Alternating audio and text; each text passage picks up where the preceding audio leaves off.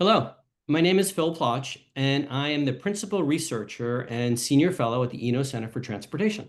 Welcome to the latest in our series of webinars. We're an independent, nonpartisan, and nonprofit think tank that shapes public debate on multimodal transportation issues. Our webinar today is titled How Great Managers Deliver High-Stakes Transportation Projects. And we're all very fortunate today to have three great managers who have delivered high-stakes transportation projects. Rick Clark has managed highway, transit, and regional projects in Dallas, Denver, and LA. Peter Rogoff led the Federal Transit Administration, and then he went on to head Sound Transit in Seattle, which is undertaking the most ambitious transit expansion program in the country.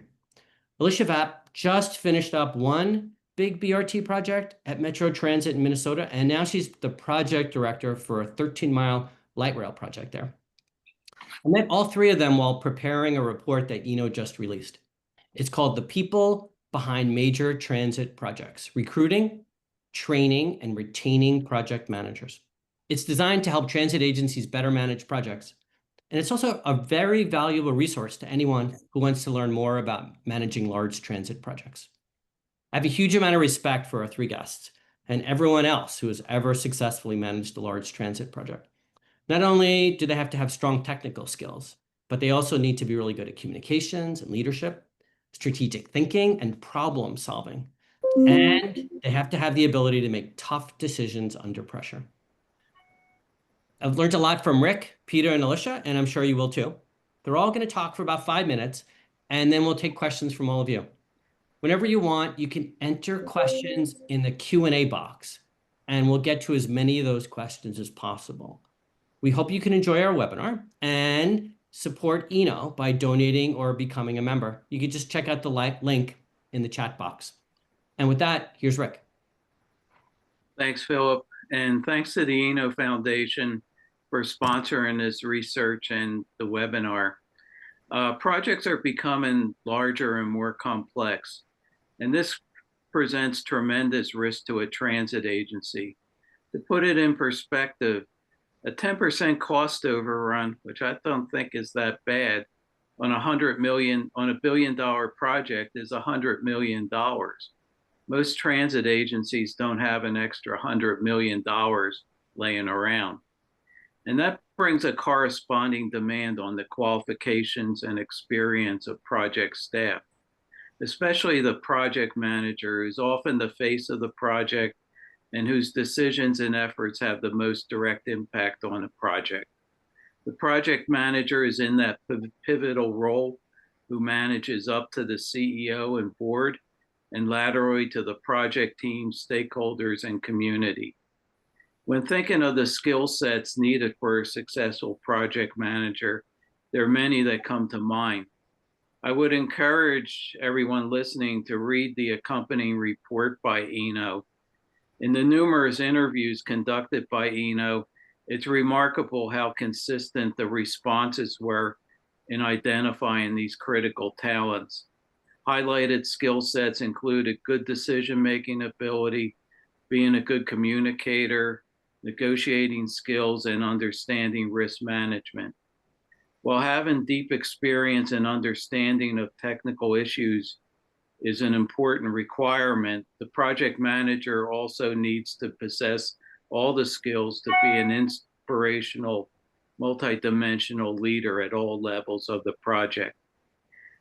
In describing these issues, I thought the best way I can convey it is to quickly run through my journey through the industry and how it can relate to some of these people challenges. I started designing signal systems, which was a great base as signals interface with so many other disciplines and the transit operation. So I'd advise everybody to get well grounded in a base discipline and expand from there. I moved to Dallas and was involved for 10 years as a consultant in DART's first two light rail project. Many of us were relatively young, and I can admit now, inexperienced. However, we had good leaders who guided us, and what we lacked in experience, we made up in enthusiasm. I learned so many things outside my normal duties, and I was able to apply the things I learned directly to other projects later. I moved to Denver to be RTD's manager for the T-Rex project, a 19-mile light rail expansion done in conjunction with a major interstate highway expansion. I wish I could bottle the spirit of that team. It was such a high performing team. We were a mix of transit agency and state DOT people with different backgrounds and culture. In theory, it shouldn't have worked, but somehow it all came together for an under budget, ahead of schedule project. I was fortunate RTD had just finished its Southwest Corridor project, so I inherited a core group of experienced people who also knew the local situation. I was subsequently promoted to AGM of Capital Programs, where I managed a set of mega projects for RTD's Fast Tracks program. It was a much bigger, more complex management challenge, and there was a constant need for good people. Between RTD and our consultant, we barely but did keep up. Having just completed the T-Rex project, we had a good core group of people, supplemented by strategic hires, both internal and external, to RTD. I know Peter will talk more about the role of the CEO. I wanted to mention that our general manager, Phil Washington, was a very inspiring leader who empowered and supported us. He was very involved in the program. For example, every Friday afternoon, the project managers would meet with him in a transparent manner that addressed all the key issues of the program. I moved to LA Metro, which also had a program of projects, only bigger, much bigger. Like RTD, Metro had a history of building large projects, so I was fortunate to again inherit a core group of experienced people. We were launching a huge construction project. I felt it necessary to introduce more process and guidelines into our project management systems. In some ways, I hated to do this because I felt it could constrain the entrepreneurial spirit of those teams on the project. But given the amounts of money and risks that we had, I felt it was necessary. In any program, you have to balance that process versus, letting people have free reign.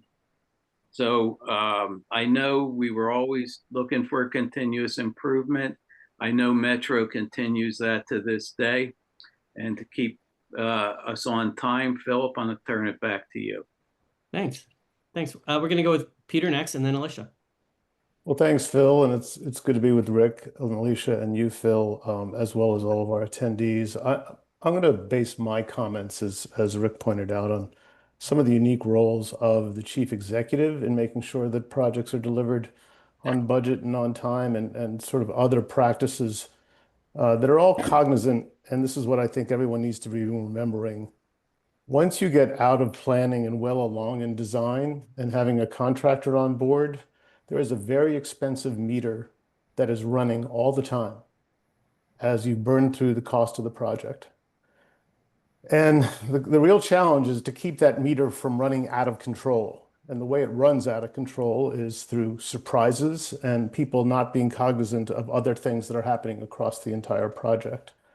So, cost growth is a reasonable expectation in some of these projects, but runaway costs really speak to systemic failures. And I want to sort of base my thoughts around how to avoid some of those systemic failures. It's kind of important that the chief executive, at the very beginning, there's legwork to be done by the project manager, there's legwork to be done by the chief executive, but I would argue in the early going, the chief executive really has the higher burden to do the legwork with stakeholders, with local elected officials, with governing boards, with impacted businesses, to make sure that those surprises don't evolve and the cost growth does not, run away from them. And I should say, I don't consider myself all-knowing on these things. Some of these lessons I'm sharing here are lessons we learned the hard way. But I think importantly, we need to think about what are the conditions that enable project managers to control costs. One of them is accurate flow of information across the entire project, and I mean all corners of the project.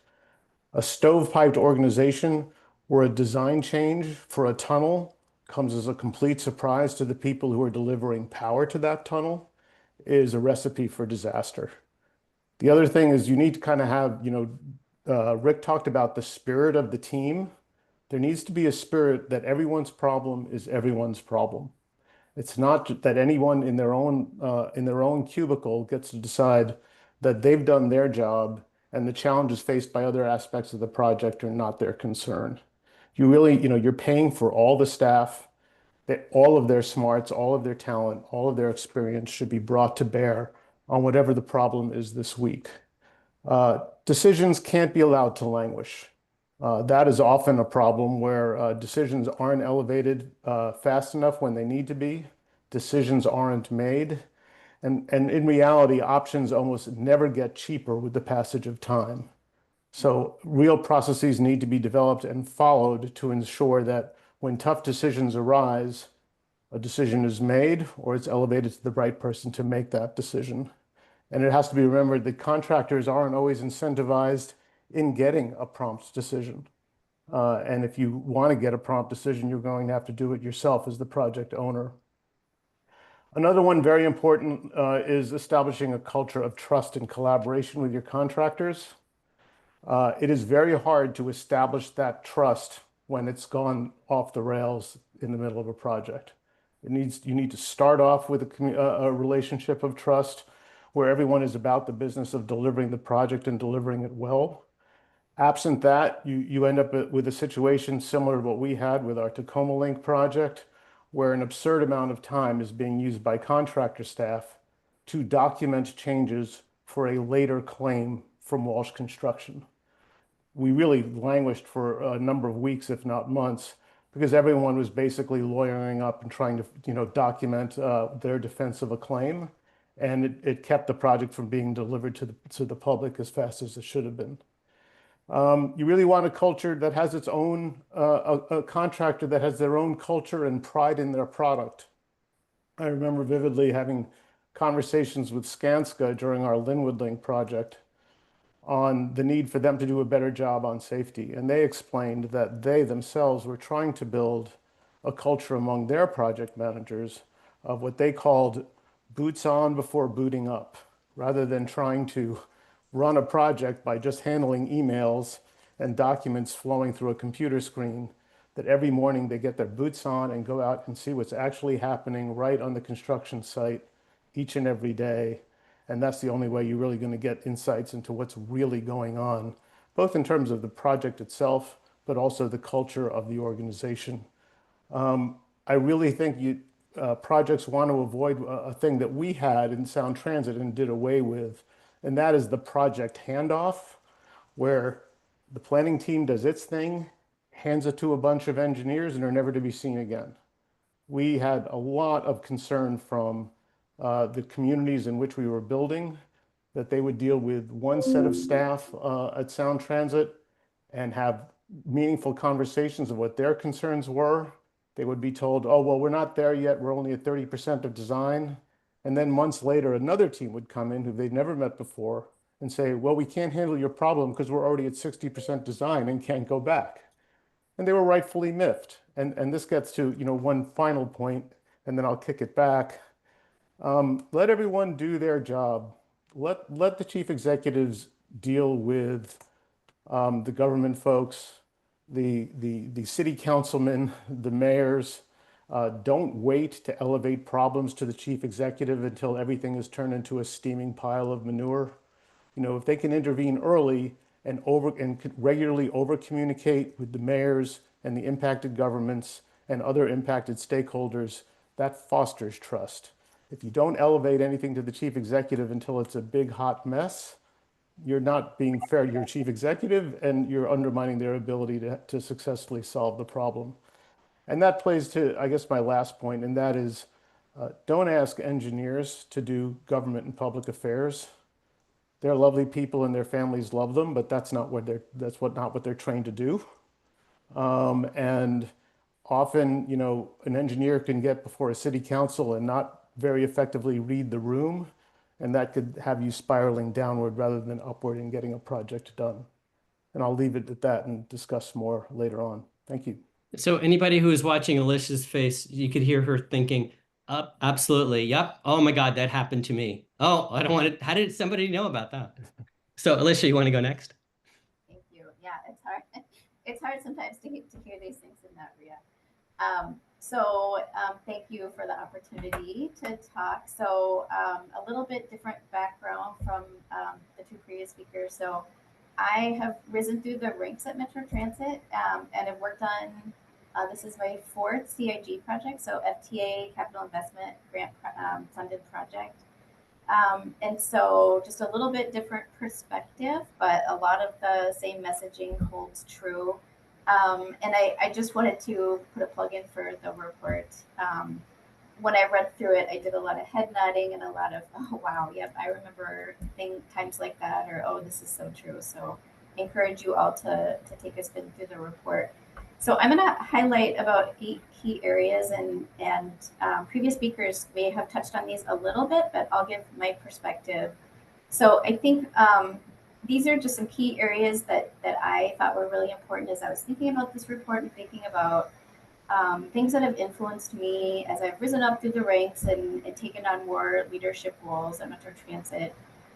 So first is role of experienced jugglers. So really with projects that are really complicated, there's you kind of answer to a lot of different folks. So obviously you answer to your leaders, but also elected officials in the communities that your projects are going through, your own staff, contractors. There's a lot of people that really make these projects successful. A lot of different areas that we touch: community outreach, real estate, utilities, political support, funding, contracting. These are all really important things for us to keep in mind as we keep these projects moving forward. The second one that Peter talked on a lot was agency support from your agency leaders. So you really have to have key support from your agency leaders. There are times when you need to rely on them, so you really do need to make sure that you keep that information flowing upwards. Like he talked about, you really want to kind of nip any problems in the bud. You need to, welcome opportunities to meet with them. I know in our agency, we meet every Friday with our leadership at Metro Transit, and then our umbrella agency, Met Council, talking about different challenges or key things that they need to learn about. And those are great opportunities to get information in front of them. And always the thing that I think about is, how would you want them to find out this information? Would you want them to see it in the newspaper, or would you rather them hear it from you? So just kind of keep that little voice in the back of your mind. Our teams and our staff. So we work really hard to keep our staff and support our staff. And so my own projects are made of pretty diverse teams. So we have a lot of agency support from other groups like our state DOT, consultants, local governments. And so they don't all report to me, but they do report kind of up through me. And so what we try to do is we try not to differentiate between agencies, consultants. Well, consultants are a little bit different, but we all love them and need them for these projects to succeed. But like our DOT staff and county staff, we try to treat everybody kind of the same. It doesn't matter where you get your paycheck. We're all in this together. We all have the same goal, and that's to deliver successful projects on schedule and on budget. This was also touched on before. Be decisive and stand behind your decisions.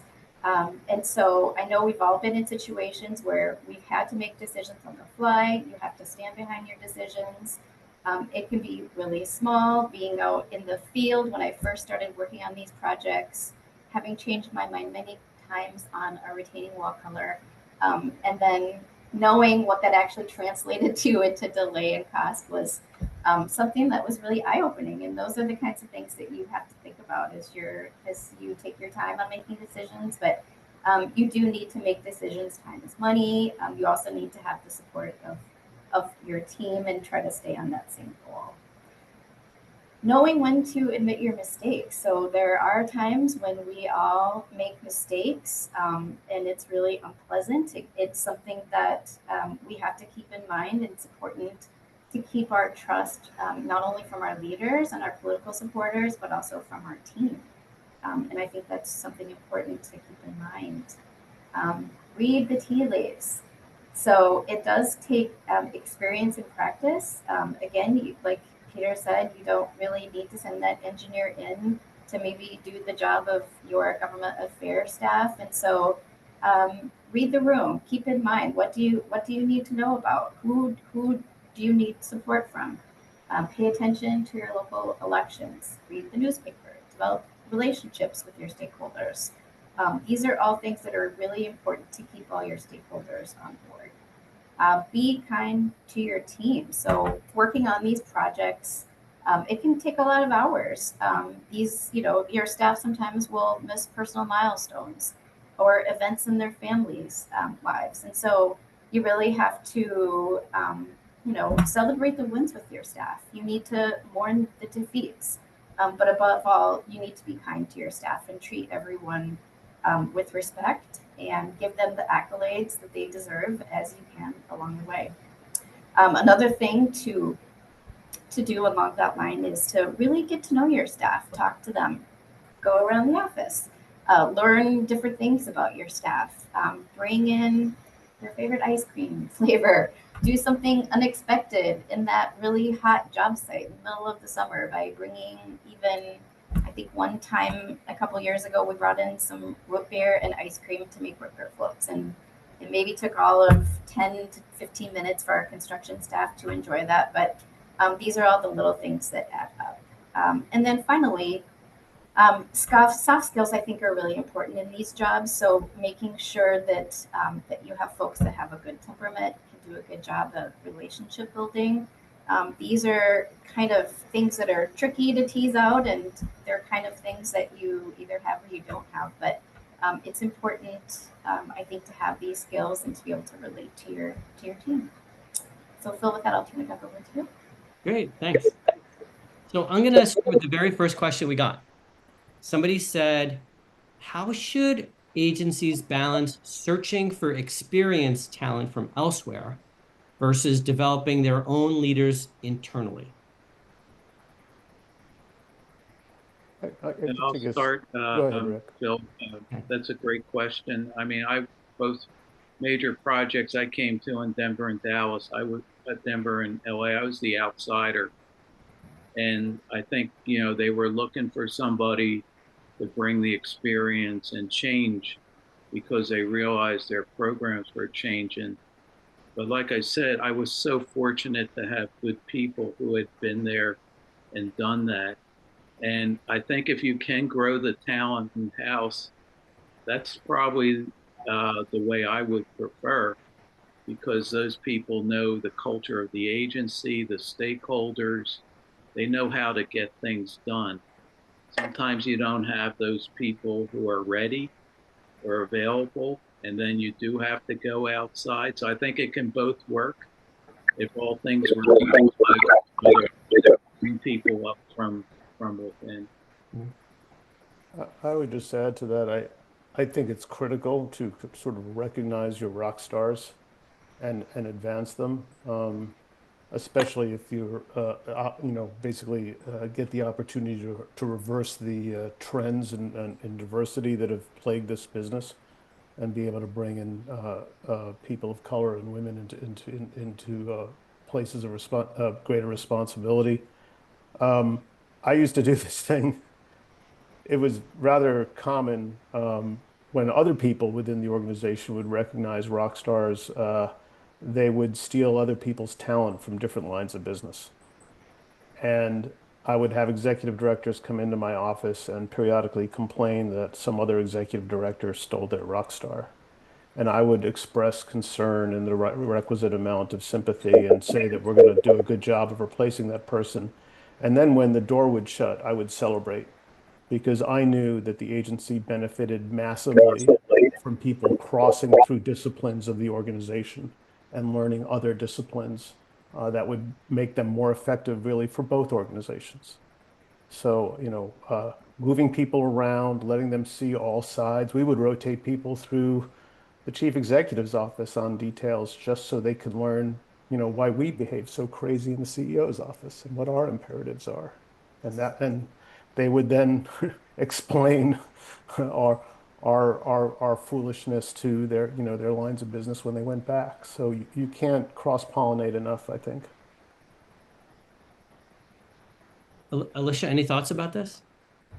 Yeah, so I think it's important, especially having kind of risen through the ranks of an agency in trying to recruit internally if you're able to.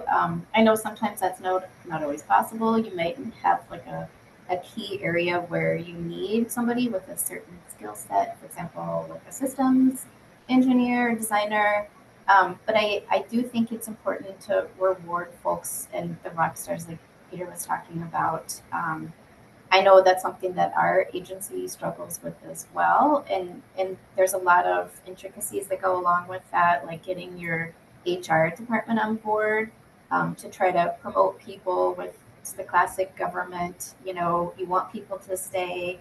It's hard with that sometimes with our HR processes to elevate folks or give them a pay raise to stay when maybe they're doing the same job that they've always done, but they're such a high performer that if they left and they came back, they would probably be making quite a bit more just because of how much more experienced they were. So it's I definitely encourage folks to make friends with their HR departments.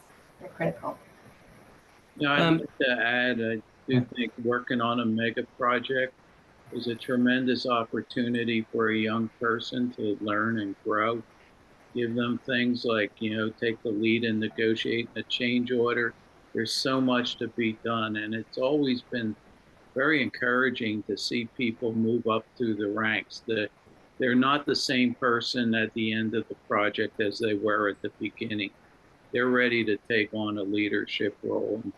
I went back to LA Metro a few years after I retired, and it was so great to see many of the people who were promoted and who were assuming leadership roles. And that should be our goals as project leaders, is to encourage things like that. are there any specific ways? So let's say you're a 25 or 30-year-old planner and you're sort of new to the industry. Any suggestions if they do want to move up and they want to get more experience? Well, I would encourage them to reach out to the project leaders and let them know they are interested in Hmm. moving up and ahead. I manage mainly a group of engineers, but it takes all disciplines. We had a planner come to us saying he was interested in the startup of a new light rail line, and lo and behold, we put him in charge of it, and he did a great job. Huh. But it was because he took the initiative to identify something he was interested in and express that to me, and I acted on it. Huh. Yeah, Oh, I have some examples of places. When I left Sound Transit, the head of our planning department was a former engineer from the construction side. One of our project directors was a planner who, one of the things I talk about, especially when you're dealing with public, is you don't want to continually be turning over the project staff. I became a big believer in having, if you can, retain them to keep the same project director from planning all the way to through to service delivery. Um, but sometimes that single individual may be a planner who stays with it, but has had enough exposure to the design, engineering, and construction side of the house to be able to hold that job. No one's going to have the perfect resume for this job. They're going to be really strong in certain areas and not in others, and that's in part about making sure they have good deputies that augment their resume to make sure that you've got the full package of skill sets at the top of the organization. But you're going to have to take some risks with some people to really move them along, and they'll learn some things, trial by fire. But if they've got the right temperament and the right experience, they'll do well. Yeah, I think the other thing when you're talking to younger staff is to encourage them to say yes to opportunities. It might not be the perfect opportunity that they're looking for at that time in their life, but um, I think it really makes them a better, well-rounded staff person in the end. During COVID, the project that I was working on, which is now the project that I'm leading, went kind of through a slowdown, and we were kind of a lot of the staff were assigned to other projects. And to me, that was one of the best experiences I had. I got the opportunity to work in a different department and work on kind of the infrastructure, doing all the replacement and the maintenance work on all the projects that previously I'd been building. And so it was a great experience to be able to see kind of the O&M in real time and to fix problems that I maybe caused in one of my previous projects. And I just think that there's a lot of opportunities out there that people can take advantage of that will lead to more opportunities in the future. Phil, there's an entry in the report about how people don't want to move around the country Mhm. to advance. And I have heard this complaint from some of the A&E firms, some of the older men and women, largely men, who head up these firms who talk about in their day they got flown all over the country and had to punch 3 months there and 6 months there, and you can't get young people to do that today. I'm sure there's a strong element of truth to that. Mhm. That said, if someone has the personal flexibility, I think that's still something that a lot of those firms would be looking for, and is because it will just widen their experience so much faster. Yeah. I think Rick is a good example, moving from place to place to place. And Alicia is sort of the opposite, just moving up in the organization. Well, when you have kids in school, it's incredibly hard. Yeah. It just is. And that's what I tell people. It's not all about the big office, the fancy title. There's a price to be paid. It was, my moves across the country turned out well, but it's not an easy thing to tell your kids we're going to move. Yeah. So one thing when you talk to people on the private sector and the public sector is there's a big pay disparity for project managers. I, you can make 50% or more depending upon where you live, and depending upon where you're willing to go to. So do you think transit agencies, for the most part, are paying what they need to pay? Um, and how can transit agencies hold on to the talent, or instead of losing them to the private sector? I, I'll jump in and let others follow. I think there is something special about being teamed with the project owner and actually delivering the project and being able to drive your kids and grandkids by the construction site and say, that's what mommy's working on, or that's what daddy's working on. And I just think there's some folks are really motivated to be part of that. That doesn't mean they need to do it for their entire career. We've had plenty of people, in my experience, who flipped back and forth from the contracting world into project teams. Working on the private side is not all peaches and cream either. And we've had people join Sound Transit. We have our own cultural issues in terms of how welcoming an organization we can be. But they always thought it was a far cry better than where they came from often. So I think there's that. I think as it was talked about before, a good senior leader takes blame for everything that went wrong, but takes really good care to credit all of the other people for when it goes right. And I think just those accolades in combination with the root beer floats goes a long way. Now, there are some agencies, Maryland DOT comes to mind because, she's been very forthright about this. Holly Arnold, who's the head of the MTA in Maryland, she is stuck living under the Maryland state employee pay regime, and her ability to get folks who can sit across the table from contractors and really negotiate, the skill set and the experience levels are so different. It's a huge challenge. Mm. And some folks, this has happened at the CEO level. It's also happened at some of the major capital construction levels where governing boards need to revisit their pay policies in order to get the people they need. Yeah, those are good observations, Peter. I think the transit agencies I've been involved with, I think they realize that's a challenge. And, as a project manager, you have to know you're not going to make private sector a private sector wage. But if it can be somewhat close, there are offsetting benefits for working for a transit agency in terms of benefits. But generally, you're just going to, as a consultant, you're often not involved in the decision making. Ultimately, that's usually left to agency people. And if you want to get that experience, I'd encourage people to work for an agency. Yeah, I would concur with that, those comments too. I mean, the pay, it kind of depends on too also where you are in your career, in your life, and the different work-life balance items that you might want to prioritize or not prioritize. Pay is definitely a factor. I know maybe not everyone in the world wants to live in Minneapolis. We kind of, have some our weather challenges in the winter, but it's a great place if anyone wants to relocate. But I think that we tend to get a lot of folks here that want to stay here, and so we're really lucky, and we've been able to keep and retain a lot of key staff, which has been really important in the success of our projects. But having said that, there's a lot of shifting between private, public, people jumping around a lot. And I think ultimately that varied experience is good.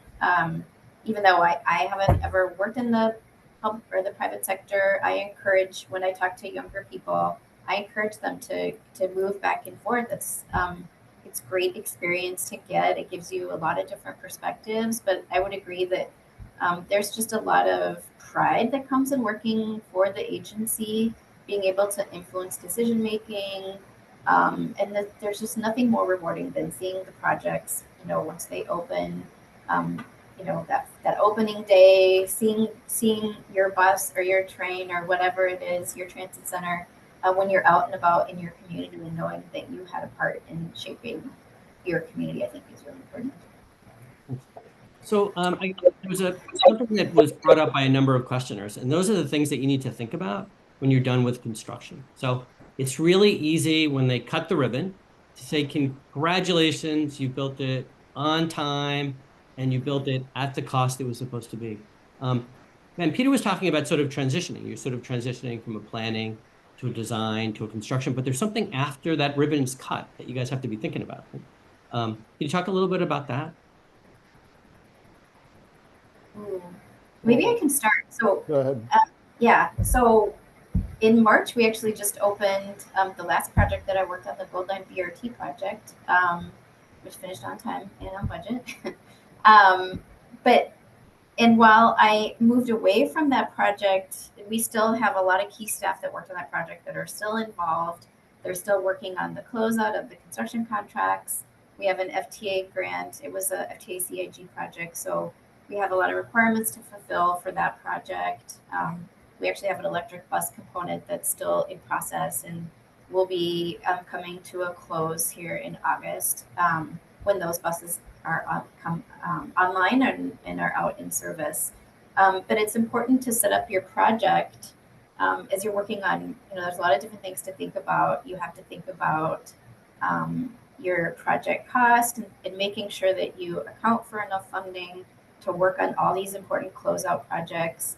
There's also transition plans for staff that work on these projects. And, depending on your agency, where do your construction staff go? Do you have enough projects in your overall system for folks to land? And I think it's really important to bring your operations and your maintenance teams in as you're working through gearing up to opening day to make sure that the agency staff are ready to take on these projects so that you transfer knowledge about all the really important, especially the operations and maintenance pieces with your stakeholders, that all of that gets translated, it's all written, everything is in writing, and that you have, key staff that can maybe even go into the operations side to help take over some of those commitments.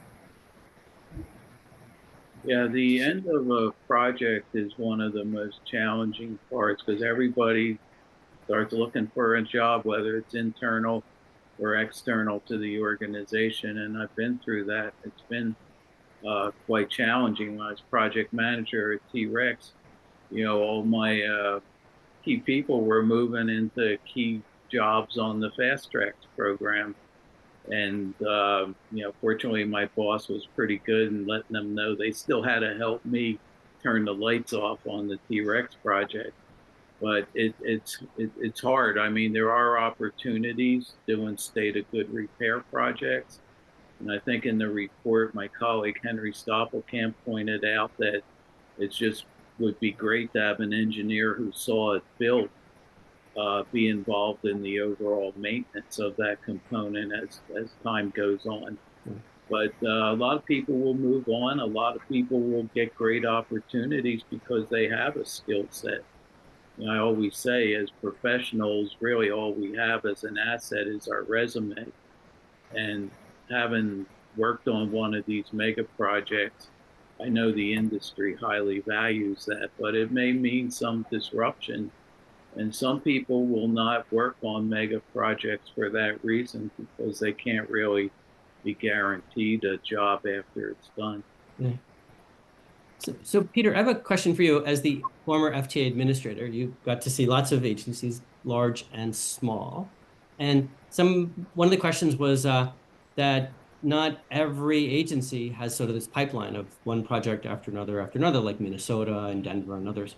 So if you're a small transit agency, right, and you're only doing like one BRT project, like Baton Rouge, or you're doing one light rail project, this whole process, is it different, or are there a lot of similarities between a bigger agency and a smaller agency? Oh, no, it is often different. One of the differences you see, and it's a trend that can, sometimes work well, sometimes can be quite troubling, is the project owner will be highly dependent on contractor staff to deliver the project because there is no follow-on job. When you talk about recruiting someone especially if you're asking them to move their family or just move themselves, and you're saying, you're going to be crazy busy for the next 3.5 years, and then we've got nothing for you to do.